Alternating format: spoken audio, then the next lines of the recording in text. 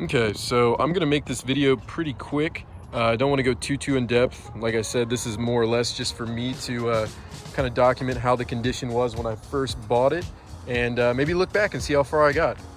Because right now she's definitely not going to be winning any beauty contests or anything like that. So a little bit of backstory. Basically, I've always wanted one of these cruisers. I've came from a Jeep family. I've always been a Jeep guy. I still have a Jeep. I have a 96 Jeep Cherokee that's been in my family since new. I'll put a picture of it, insert here, something like that. So yeah, that's my baby. I still have that. It's not going anywhere, but I've always wanted one of these just for the sheer fact that they're a little bit bigger, a little bit more, I don't want to say more durable because Cherokees are pretty durable for what they are, but just, you know, something different, a little bit beefier, and definitely some more room in the back. I've tried camping in the back of my Cherokee. I know there's a lot of setups back there, but it just doesn't work. So I've always wanted something that I could comfortably have my stuff and me camp in the back, as well as I could take like my girlfriend with me and we could go camp and have enough room and not be too cramped up in the back of the XJ. So yeah, I picked this up for a really good deal. I'm from Ohio. The truck is originally from West Virginia, I was told. And I picked it up near the Columbus area. But if you're out here in Ohio or the Rust Belt, you know that finding a truck that doesn't have a lot of rust on it is something that's pretty hard to do. I got pretty lucky, and the frame on this is relatively pretty solid. I mean, you see some surface here and there, but climbing under it, again, I'm not going to go all the way around, but climbing under it, it's not too bad. You know, all the important stuff is there. You know, you got some surface rust and stuff like that, but all the structured bits of it, as you will, are pretty solid. So for the price I paid and for, you know, what I want to do with it, this truck isn't going to be going under like any sort of restoration or anything like that. I definitely plan to improve it from where it's at now, but yeah, it's not going to undergo like a full rest or anything like that. So it's mainly just, it's something that I wanted to be, you know, have good bones, be decently mechanically solid, which it kind of is right now, and something I could take, go have fun with, and not feel too bad about driving. You know, I don't want it to be too nice and never want to go take it anywhere, not have any fun or ever use it. So yeah, I guess getting into just kind of the main overview, it is a 1996 FZJ80. So the second model, I didn't say, not second model year, like the second group of the FJ80s. It's got a different engine in it. It's supposed to be the little bit better of an engine. This is my first one. I'm not claiming to be an expert by any means. This is going to be a big learning curve for me too, coming from a Jeep 4.0 for most of my life. So it is a straight six, which is cool. So I'm stoked on that. But yeah, so far no complaints. It seems like it's been pretty good. But anyway, this is a 96, and it was actually already outfitted with what you see going on when I bought it. So he's got the ARB front bumper, a worn winch on there, which did work. I've got a controller and we hooked it up. I'm not sure exactly what what worn winch it is, but it does work and it's on there. And also we've got get to the other side here, you can probably see it a little better. Besides this gnarly paint fade, it's got a wind cheetah front runner rack on the top, which is actually pretty slick. I really wasn't looking for one of these with either of these things on. I mean, the ARB bumper and the winch is cool. So is the rack. The rack's super cool, but like, I wasn't looking for any of those things, nor do I claim to need either of those things. I'm not doing anything, you know, insane off-road. Maybe I could now that it's got the winch that gives you a little bit of a safety blanket and stuff. But these are two things that I definitely didn't need. It was more of this truck was in my price range and it was already on there, so I just kind of rolled with it. So I'm not claiming that to build a good cruiser you need the ARB front bumper and the front runner rack and all that, but it does look nice. It's a nice touch, I guess. It's got some super bald on the front and not as bad on the rear, but still pretty bad. BFG all-terrains, some KOs. I've got KO2s on my XJ, but these are just regular KOs, I believe. So these will definitely be getting replaced at some point. Right now I'm not really driving it daily. It's just going to be more of, you know, I'm kind of getting stuff here and there done on it and drive it when I can. So for now these are fine, but soon once I start driving it more and, you know, taking on trips and doing stuff with it, hopefully that'll be upgraded.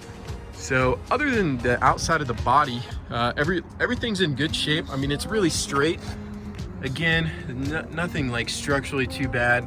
I know if you're a West Coast dude watching this or a Southern guy watching this, the rust that this thing does have, you probably just, you think that's horrible probably, but for out here in Ohio in the Rust Belt, out here in the Rust Belt, this is not too bad, especially considering what I paid for. So I'm cool with it for what it is. And I guess on the body too, again, the paint's faded, but I mean, looking down the side, it's a pretty straight. I mean, there's no big dents or dings other than there's a dent here and one there. But I mean, on the actual body itself, yeah, it's pretty straight looking down, which is cool. And the bumper back here is plastic, so even then that could probably be heated up and maybe banged out. I will say, if I was gonna point out any rust, it'd be right here and right there. That would be anything semi-notable. Again, that's not terrible for me. I know for somebody else that might be a deal breaker, but again, for the price, what I'm gonna do with it, and what I'm used to seeing out here and the condition that it's in, that wasn't too shabby for me. Land Cruisers and 4x4s and of any variety are pretty much far and few in between out here. They're either really, really, really nice, like fully restored, and they're $1 million, or they're really, really, really shitty, cracked frame, you know, needs re-welded or whatever, and they're a couple $100s, and you know, it's very far and few in between. So to find something that had good bones like this, I feel like I'm running in circles saying that, but it was just a big deal for me, and I was really stoked on it. So that's pretty much the exterior. I will open her up here so you can see the filth that's inside. All right, so starting up front, nothing exciting going on here, except if it'll get under there, front and rear lockers, which was a huge point for me. That was a huge reason why I ended up buying this, other than the price was right and everything else like that. That was awesome that it's got the front and rear lockers. So I failed to mention that when we were outside, but yes, front and rear lockers. As you can see, it's definitely not winning any awards. This interior is pretty tattered. The front seat is absolutely just destroyed, which really doesn't bother me that much. It's not sticky or anything like that, but it is really, really dirty. And the interior is a big reason of why I kind of wanted to document, you know, I don't know if you want to say build or whatever, but I just wanted to document some of this grime, and hopefully it doesn't look like this in the future. So I'll definitely be attacking this in the next couple of days when I get some time. But yeah, so front driver's seat, the seat works except for the like the up and down adjustment, I believe it is, because the bolster worked. Let's see. So the up and down is working. One of them, scooting forward, that's the one that has trouble, and you can kind of see and hear it from over there. It's like it wants to go sideways, so it's like something's on track over there, not on track over here, but the motor itself is working, which is cool.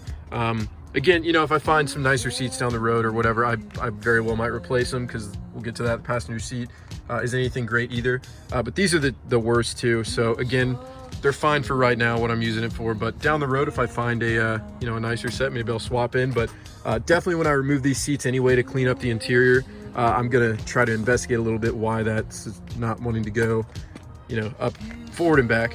So yeah, other than that, she's got 186,000 miles, which for cruisers doesn't seem terrible. I've seen FJ80s go for, you know, well over 250,000 plus miles. So to find one around my area anyway with under 200,000 miles was pretty damn cool, especially with the front and rear locker. Same thing, center console area up here. This is just absolutely disgusting. It looks like, I've never had one before, but it looks like some kind of coaxial hookup or whatever for maybe a CB radio. I know nothing about that, so I'm not exactly sure if that's what that is or not, but yeah, that's there. You can kind of see that, there we go. It does have, and I'm not familiar with this either, but I was told this is for if you pull a trailer for the electric brakes on it. The trailers that I've pulled in my life and had have not been anything that requires brakes. So it's kind of cool that it's set up for that, if that is what that's for. If not, I'd probably just look like an idiot right now, but that is there, which is cool. Heat works great. AC, I was told, works, but you know how that is on every car that you buy in the winter. All the AC works, and then when it gets warm, the AC actually doesn't work. So we'll see. He is a pretty nice, honest dude, so hopefully I trust them. But stock radio, no biggie. I had it plugged into this cassette with my phone plugged in there, so it was doing the job, even though there's like, I think it's one speaker banging right now, which is cool. Just kind of a brief overview there. I've always seen, but I've never like been in an FJ80 before owning this one, and this has probably got to be like the world's biggest sunroof, which is, I don't know, just worth mentioning. I opened it for the first time and I was like, shit, this is huge. So anyway, door panel in okay shape. It looks like the fake wood, it was already peeled off this side, so maybe I'll do the same over there to just kind of even it out. Moving along to the back here. Back seat, pretty good shape. It just needs clean. There's not really any rips or tears or anything like that. One of the controllers for the worn winch. Carpet, not too bad. Again, I'm gonna take these back seats out and shampoo and do all the carpets and kind of go in depth. Door panel back here in pretty good shape.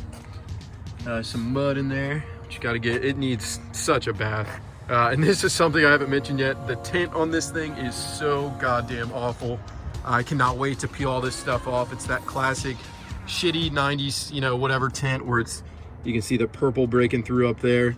So I'm super excited to peel that off. Actually, when I was driving it home, I had the window rolled down a bit and I was kind of messing around and peeling at it. And it seems like it's gonna come off really easy, which is awesome because I've had stuff that does not come off that easy. So yeah, back seat, like I said, everything's in pretty good shape. I'll mention these when I get to the back there, but there's couple of those cigarette lighters there. Rear heat works. There's me. This is one thing I am so excited to do. I've always wanted to have the slider windows on the back. That's probably one of my, other than the tailgate, my favorite feature of the FJ80s was to have that rear slider window, especially if you're camping or whatever, you know, being able to slide that. And I don't know, I just always thought that was super cool. It might just be the novelty of it along with the tailgate, but that was something that I always was so stoked on, so I'm glad I have that now. Opening the back here. Here we go. Let me step back a little bit and kind of get an overview there. Again, disgusting, but it's all there, so that's what matters. We've got the rear seats, which he graciously threw in here, which is cool, I guess. I haven't really decided what I'm gonna do. I'll probably, it's cool that they're out right now because I'm gonna clean everything, but eventually maybe like kind of mock them up and put them back in just to see what it's like, because I've never had it before, so we'll see. But yeah, so this is one thing that I did off camera that after I did this, I'm like, okay, you know what, I'm just gonna wait and kind of record everything for myself. Tucked away in this little compartment, it's got all the original jack and stuff like that, but I found this ARB 4x4 Adventure light, which is powered by the cigarette lighters. Kind of a cool find. I have no idea how much this go for, but I definitely was not expecting that to be wedged in there, so that was super cool. But yeah, I was gonna mention about all the cigarette lighters. There's a couple more back here, a couple back here, or power adapters, whatever you want to refer to them as. And then up here, there's a fuse box running under the passenger because it's actually set up for a dual battery. So how much of that works, I'm not sure. It only has one battery in it right now, and it's really shittily tied down, but he's got the one back here, going back here, and then there was that one that I showed you in the middle, that guy down there, and then one on the side here too. So he kind of went crazy with that. That was a total curveball. I was not expecting that at all. Pretty cool though, especially if I get it set up the way I want to and it works. That'd be cool to have some power, especially back here. The ones in the back are cool if I had somebody right in the back seat or whatever, but yeah, so that is cool. The guy that I bought it from, he bought it with all this done too, and personally never tried it. I've never been an electrical guy or been good with electrical or anything like that, nor do I claim to, but it looks pretty legitimate, and the fact that he went through to do it proper with a a separate fuse box and stuff could be pretty sweet. Assuming it works. If it doesn't work, that's not really a deal breaker for me because I wasn't expecting it. So yeah, we've got that going for it. Sorry, finger just in the way. Up here, the passenger side, not nearly as bad as the driver's, but still bad nonetheless. I believe it did have, yeah, it's got the owner's manual, which is kind of cool. I'm a big geek for like original paperwork and stuff like that. On my Jeep, It's been in the family since new, so I've got binders of stuff that I put in order and all that. But this has no paperwork, and you know what? I'm cool with that because